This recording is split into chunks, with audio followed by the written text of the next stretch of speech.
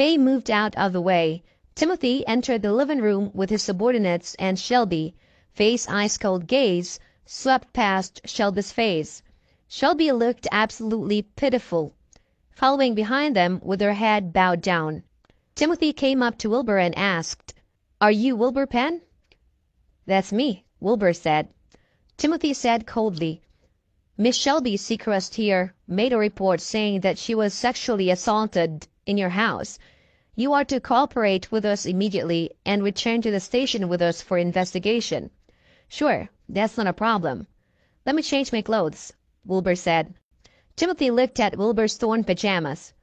"You can change, but we need to take the pajamas you're wearing away with us." "Of course." Wilbur got up and headed for his bedroom. Timothy glanced at the other two policemen, and one of them followed after Wilbur at once. Not long after, Wilbur came out in a new set of casual clothes. The pajamas were put into a clear bag by the officer.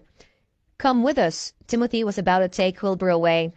Faye panicked at the sight. "No, you can't just leave with him. That's not happening."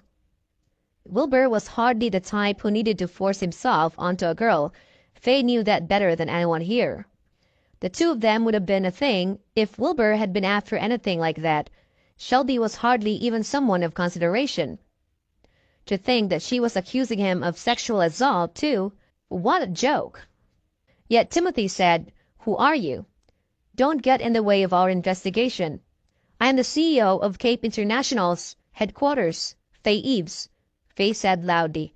Timothy frowned. "I know of Cape's big name, but that doesn't really matter here.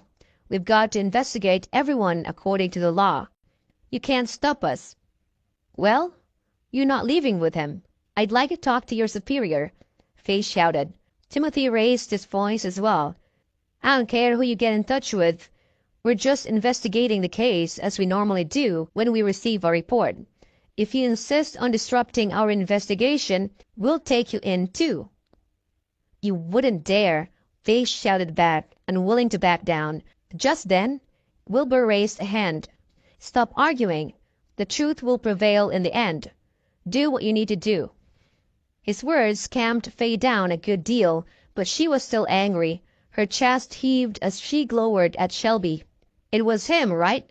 Timothy pointed at Wilbur, asking Shelby. Shelby clutched the hem of her pajamas, nodding feebly. "Take him away." Timothy wasted no more time, leading Wilbur out of the house at once. Faye watched as Wilbur was taken away and the police siren was turned on. She picked up a mug, smashing it onto the floor in fury. The next second, she took out her phone and made a call to her secretary. "Send a message to everyone in the PR department. Have them gathered up in the office meeting room within half an hour. Anyone who doesn't show up on time will be fired immediately." After hanging up, she changed into office clothes at top speed before rushing off to the Cape Consortium headquarters. Half an hour later, Faye was walking through Cape's meeting room doors.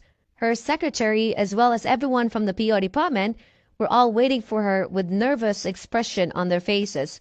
They rarely had to work overtime at this company, let alone be called for such an urgent meeting.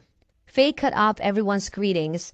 She took a seat at the head of the table and said, "Our boss is being framed and was just taken away for investigation." "What?"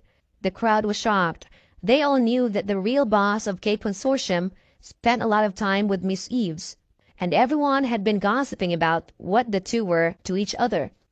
What had happened for Wilbur to be framed and arrested? That was definitely a big deal to the company. Faye paid no mind to the shock and curiosity. "PR." "Yes?" The head of the PR department stood up at once. "Inform all news and content platforms and all social media platforms as well. Tell them to refrain from publishing or posting anything related to Cape International, including the word Cape. If they don't listen, Cape will show them no mercy."